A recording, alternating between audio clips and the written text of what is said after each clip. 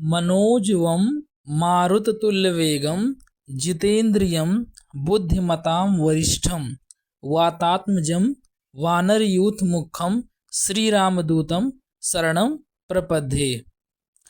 हे मनोहर, वायु वेग से चलने वाले, इंद्रियों को वश में करने वाले, बुद्धिमानों में सर्वश्रेष्ठ, हे वायुपुत्र, हे वानरराज सेनापति, श्री रामदूत, हम सभी आपके शरण हैं।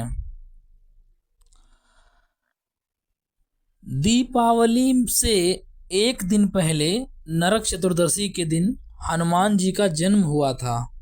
कार्तिक मास के कृष्ण चतुर्दशी के दिन रुद्र अवतार हनुमान जी का जन्म हुआ था, जबकि चैत्र मास की पूर्णिमा तिथि को भी हनुमान जी का जन्मोत्सव मनाया जाता है।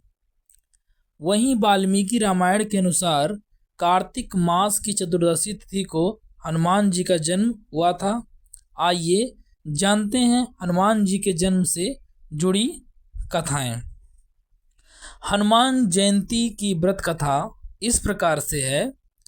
एक बार अग्निदेव से मिली खीर को राजा दशरथ ने अपनी तीनों रानियों को बांट दिया। कैकेयी को जब खीर मिली तो चील ने झपट्टा मारकर उसे छीन लिया और उसे अपने मुंह में लेकर उड़ गई।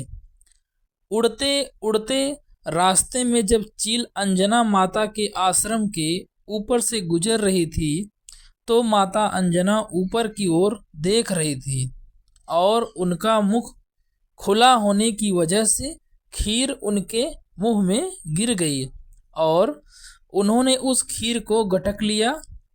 इससे उनके गर्भ में शिवजी के अवतार हनुमान जी आ गए और फिर उनका जन्म हुआ।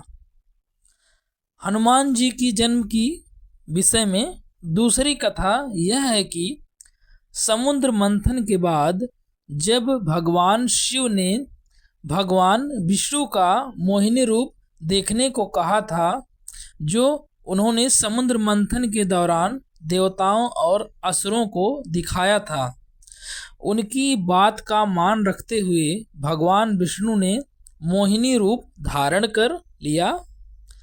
भगवान विष्णु का आकर्षक रूप देखकर शिवजी आकर्षित होकर कामातुर हो गए और उन्होंने अपना वीर्य गिरा दिया, जिसे पवन देव ने शिवजी के वानर राज केसरी की पत्नी अंजना के गर्भ में प्रविष्ट कर दिया।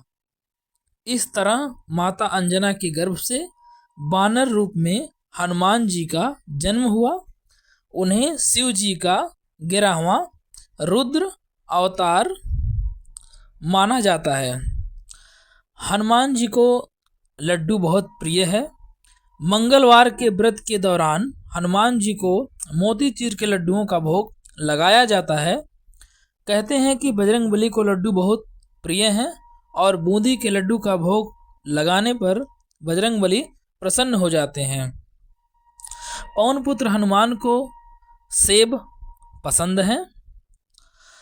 हनुमान जी को खुश करने के लिए सुंदरकांड का पाठ, रामायण, राम जी का नाम हमेशा लेना चाहिए।